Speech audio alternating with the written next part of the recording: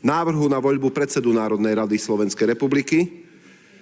Návrh má parlamentnú tlač 776 a bol podaný poslancami, členmi poslaneckých klubov za stranu Smer, sociálna demokracia, Hlas, sociálna demokracia a Slovenskú národnú stranu. Kandidátom na funkciu predsedu Národnej rady Slovenskej republiky je poslanec Richard Raši. Ešte predtým, ako otvorím rozpravu o tomto bode programu, procedurálny návrh pán poslanec Gašpar, pán podpredseda Gašpar. Ďakujem za slovo, pán predsedajúci. Keďže to má byť aktuálne, tak aktuálne chcem oznámiť, že opäť podávam návrh na začatie disciplinárneho konania voči poslancovi Matovičovi za výroky, ktoré predniesol v rozprave k tomuto bodu programu, ktorý sme práve ukončili, aby to bolo úplne jasné, keď označil poslancov za teliatka. Chcel by som ale v tejto súvislosti otvoriť otázku, ako riešiť správanie sa poslanca Matoviča, ktorý uráža občanov Slovenska, verejným spôsobom, dehumanizuje, je vulgárny pritom, pretože ako Národnej rade by nám malo vadiť, že sa takto správa vo verejnosti poslanec Národnej rady. Asi aj vaši voliči by boli týmto dotknutí, keby boli takéto výroky zazneli na ich adresu. Ďakujem.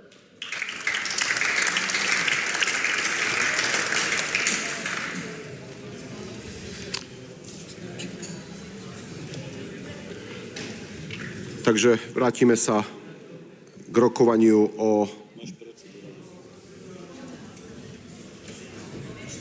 Vidím ešte 3 procedurálne návrhy. Pán poslanec Pročko. Ďakujem veľmi pekne. Chcem aj ja povedať, že dávame na imunitný mandátový výbor poslancov, ktorí nadávajú druhým poslancom do psychopatov, do bláznov, pretože naozaj si myslíme, že to správanie, ktoré tu predvádza aj premiér Slovenskej republiky, ktorý nadáva napríklad vo videách ľuďom pánovi prezidentovi, ktorý naozaj vzbudzuje vo verejnosti vulgárne a odporné naozaj správanie, ktorý nadáva, na tých videách sme videli, ako syn pána Gašpara nadáva ľuďom do KKT, ako ich chce zabiť. Takže naozaj toto správanie, ktoré Gašpar a mladší, Gašpar starší a Fico robia, takže dávame aj my na imunitný a mandátový výbor poslancov, ktorí svojim správaním naozaj dehonestujú a urážajú ľudí, a dokonca aj pán Gašpar, takže pán Gašpar aj na vás. Ďakujem veľmi pekne. Pán poslanec Štefunko.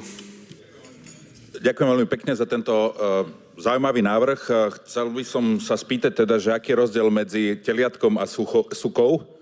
A v tom prípade, ak budete mať ten istý názor, tak som schopný a ochotný to podporiť.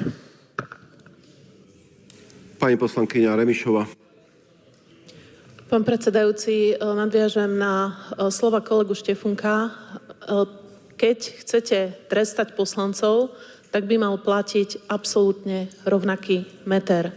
Mal by platiť rovnaký meter, či poviete teliatko, mal by platiť rovnaký meter, či poviete psychopat, blázon, suka, alebo či iné nadávky, ktoré tu v pléne bežne zaznievajú. Ja viem, pán predsedajúci, že ste sa snažili vy o nejakú takú že vyrovnanosť, férovosť, ale tu som teda nevidela napríklad od pána Gašpara, ktorý má absolútne ale dvojaký kilometer na opozíciu a dvojaký kilometer na koaličných poslancov. A myslím si, že v Národnej rade to tak vôbec nemá byť. Ďakujem.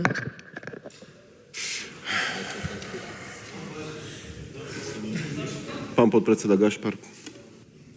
No, chcem sa opýtať, že či netreba podať písomný návrh na procedurálny návrh, tak ako to predpokladá rokovací poriadok, alebo si urobíme z procedurálnych návrhov faktické poznámky, pretože takto viem aj ja diskutovať s vami a rozprávať sa o tom, kde kto koho urazil. Takže, pán predsedajúci, okrem toho, v tom prvom rozpravovom výstupe pána poslanca Matoviča sa diskutovalo všetko, len nespráva o imunitnom výbore.